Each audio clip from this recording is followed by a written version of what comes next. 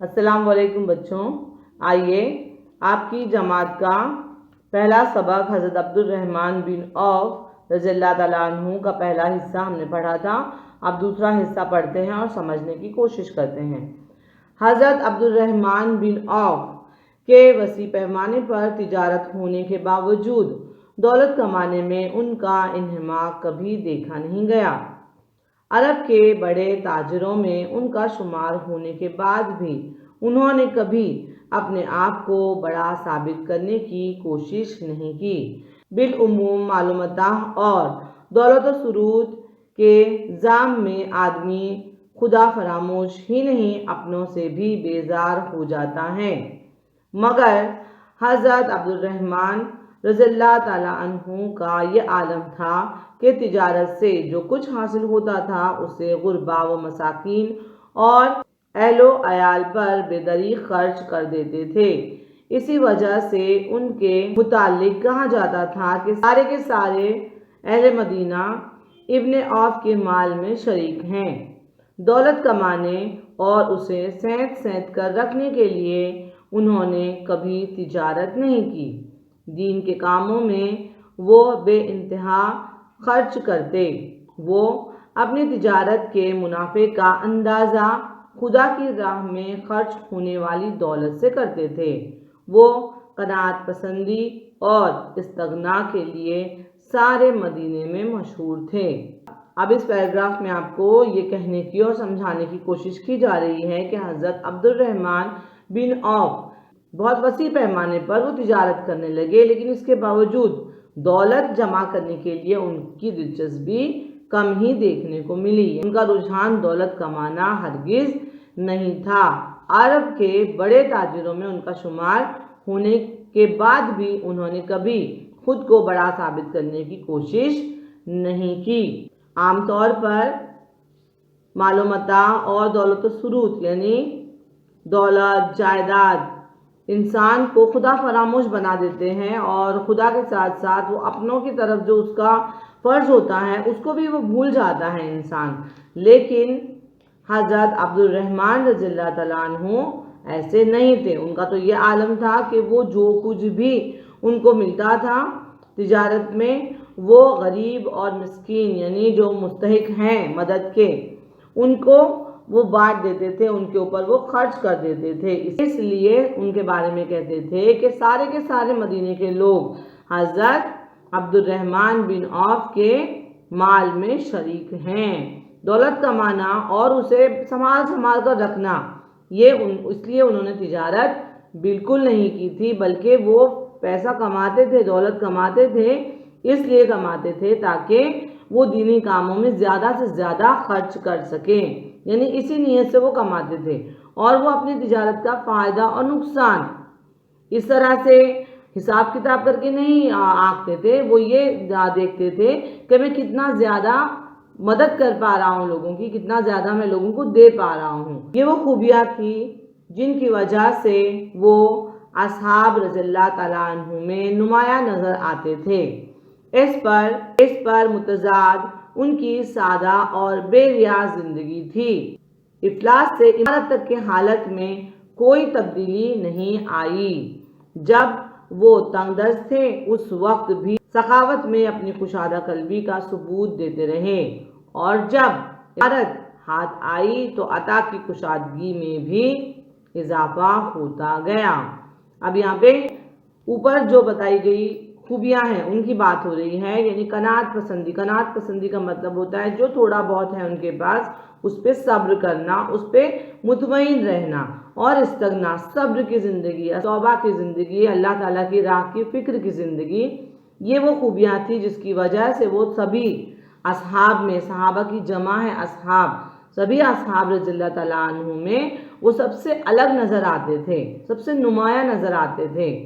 और उस पर सोने पे सुहागा था उनका सादा रहना, उनकी ज़िंदगी को सादा तरीके से और बेरिया यानी कोई झूठ नहीं, कपट नहीं, लाग लपट नहीं, ये सारी चीज़ें उनको सारे असहाब में अलग करती थीं।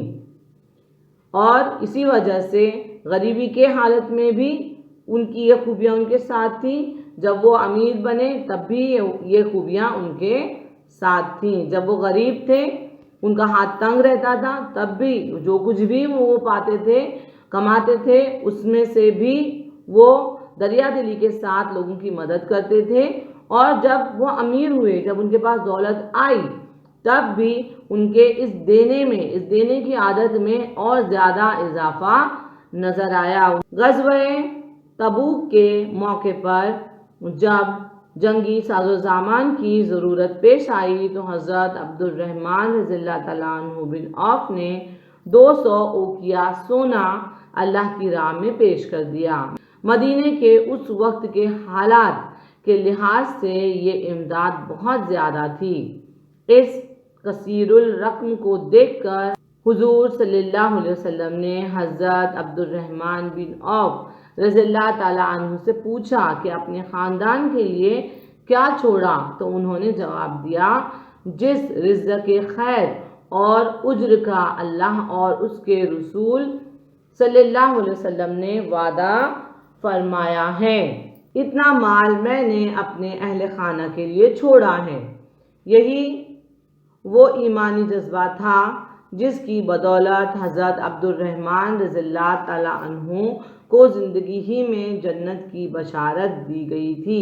اسی بشارت کی بنا پر عشرہ مبشرہ میں ان کا شمار ہوتا ہے۔ آئیے اب اس پیراگراف کو سمجھنے کی کوشش کریں۔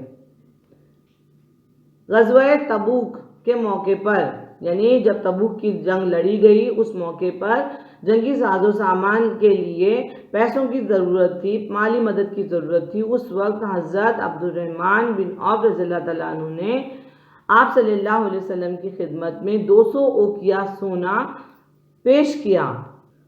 اوقیہ سونے کو ناپنے کی اکائی ہے، جس کا مطلب ہوتا ہے تقریباً 28 گرام۔ آج کے 28 گرام مطلب ایک اوقیہ۔ تو ایسے 200 اوقیہ سونا حضرت عبد الرحمن بن عوف رضی اللہ تعالیٰ عنہ نے آپ صلی اللہ علیہ وسلم کی خدمت میں جنگی ساز و سامان لینے کے لیے پیش کیا۔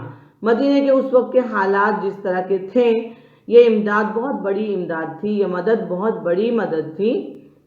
اس کثیر رقم کو دیکھ کر آپ صلی اللہ علیہ وسلم نے حضرت عبد الرحمن رضی اللہ تعالیٰ عنہ سے پوچھا کہ اپنے اہل خانہ کے لیے، اپنے خاندان والوں کے لیے تم نے کیا چھوڑا ہے؟ حضرت عبد الرحمن رضی اللہ تعالیٰ عنہ نے یہ کہا کہ خیر کا رزق، برکت والا رزق اور اچھا اجر جو اللہ تعالیٰ کی طرف سے ہم کو ملے گا ہمارے ہر کام کے لیے، وہ میں نے ہمارے گھر والوں کے لیے چھوڑا ہے۔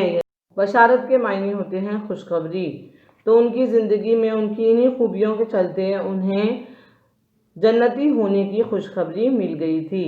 آئیے اگلے پیراگراف کی طرف بڑھتے ہیں۔ حضرت عبد الرحمن رضی اللہ تعالیٰ عنہ بن عوف کو دنیاوی جاؤ مال سے ذرا دلچسپی نہیں تھی۔ انتقال سے پہلے حضرت عمر رضی اللہ تعالیٰ عنہ نے جن 6 صحابہ رضی اللہ تعالیٰ عنہ کو خلیفہ اسلام کے انتخاب کے لیے نامزد کیا تھا، ان میں حضرت عبد الرحمن بن عوف رضی اللہ تعالیٰ عنہ بھی شامل تھے۔ سب سے پہلے وہ بذات خود خلافت کے منصب سے یہ کہتے ہوئے دستبردار ہو گئے کہ اللہ کی قسم، اگر میرے حلق پر چھری رکھ دی جائے تو یہ چیز مجھے خلافت سے زیادہ پسند ہے۔ بالآخر انہی کی ایما پر حضرت عثمان رضی اللہ تعالیٰ عنہ بن عفان خلیفہ بنائے گئے۔ اس پیراگراف میں یہ بتانے کی کوشش کی جا رہی ہے، اس سے پہلے ہم نے دیکھا کہ انہیں دولت کا کوئی لالچ نہیں تھا، دولت انہوں نے کمائی، لیکن وہ دولت کمانے کے پیچھے ان کا مقصد دین والوں کی مدد کرنا تھا، مستحق لوگوں کی مدد کرنا تھا۔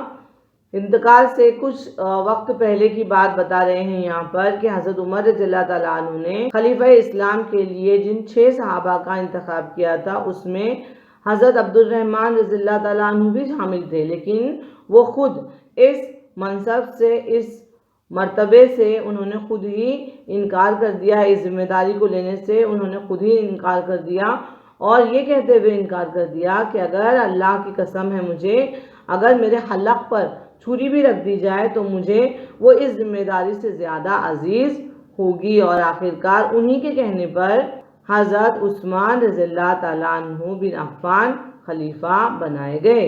حضرت عبد الرحمن رضی اللہ تعالیٰ عنہ بن عوف تجارت کے ساتھ زراعت بھی کرتے تھے۔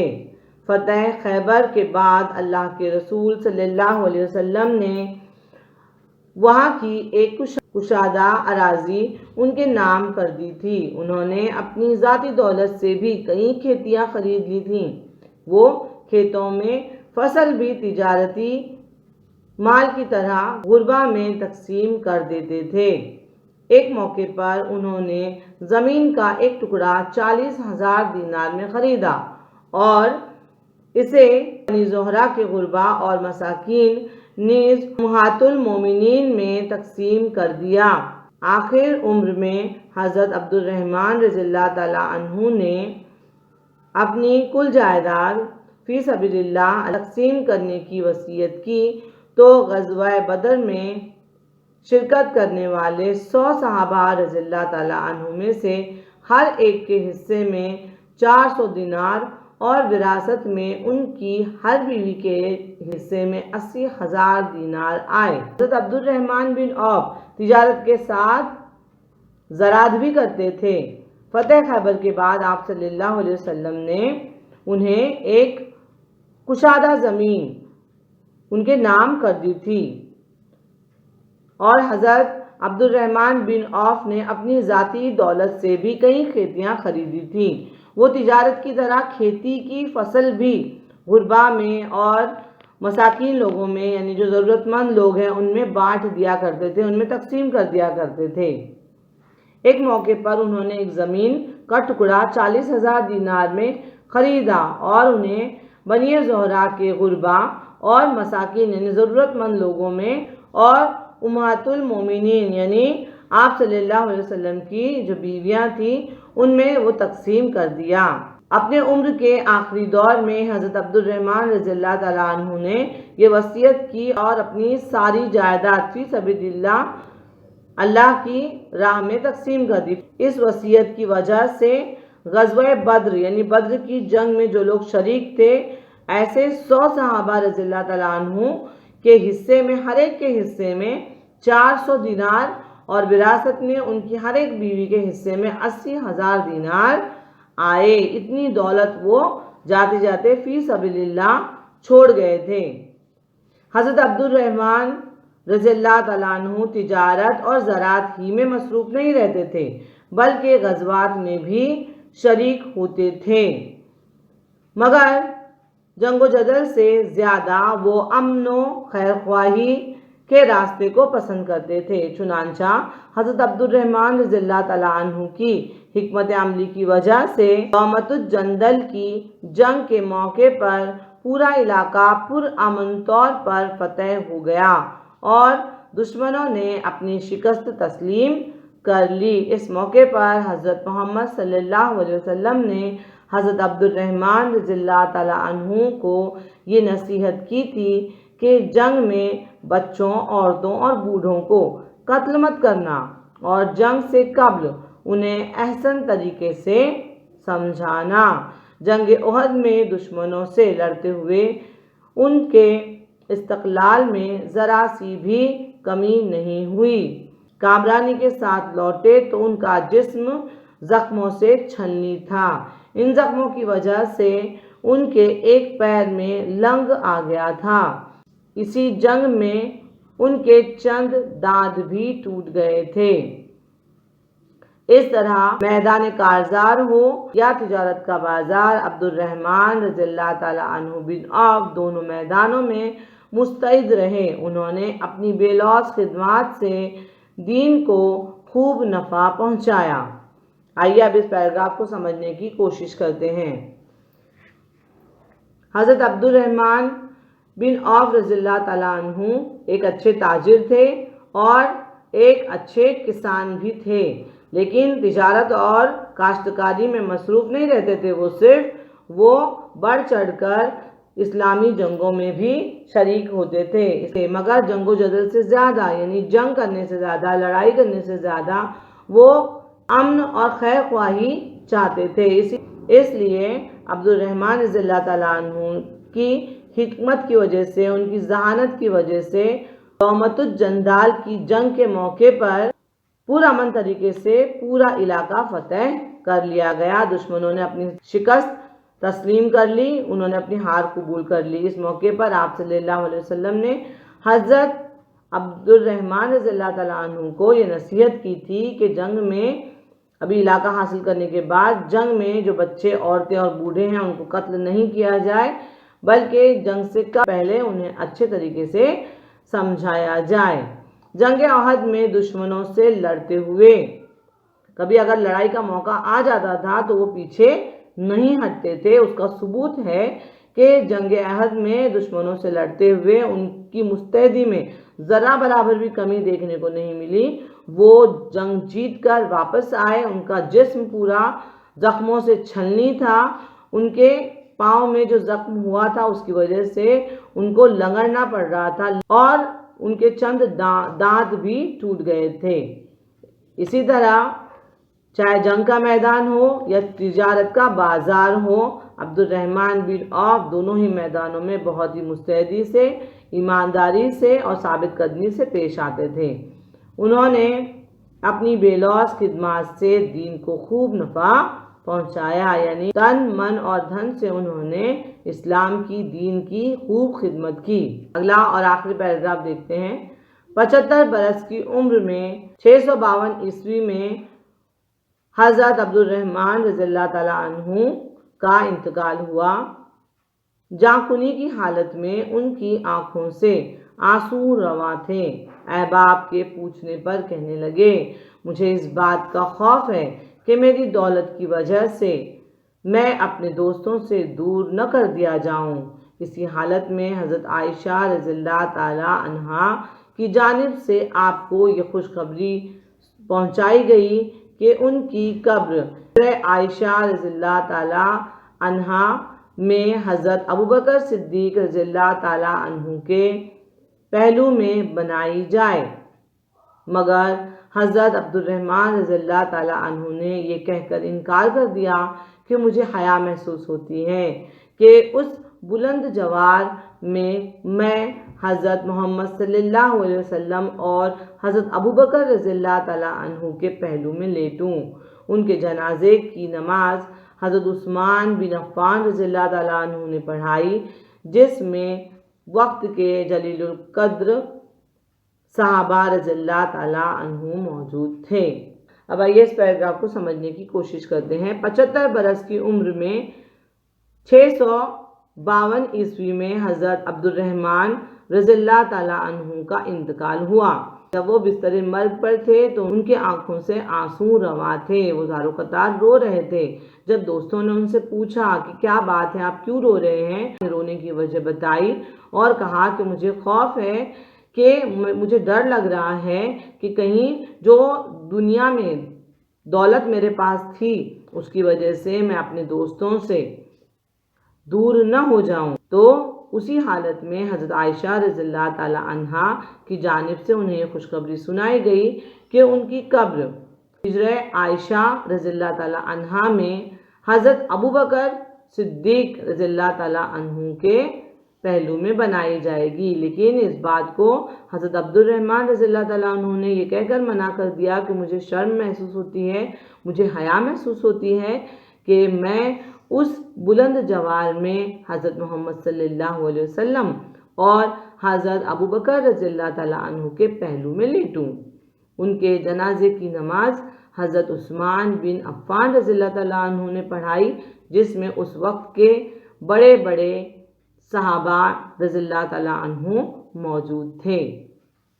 عشرہ مبشرہ یعنی وہ 10 صحابہ رضی اللہ تعالیٰ عنہ جنہیں زندگی ہی میں جنت کی بشارت یعنی خوشخبری دی گئی تھی، یہ ان 10 صحابہ رضی اللہ تعالیٰ عنہ کے نام ہیں۔ اس میں آپ دیکھ سکتے ہیں کہ حضرت عبد الرحمن رضی اللہ تعالیٰ عنہ بن عوف 7ویں نمبر پہ ان کا نام ہے۔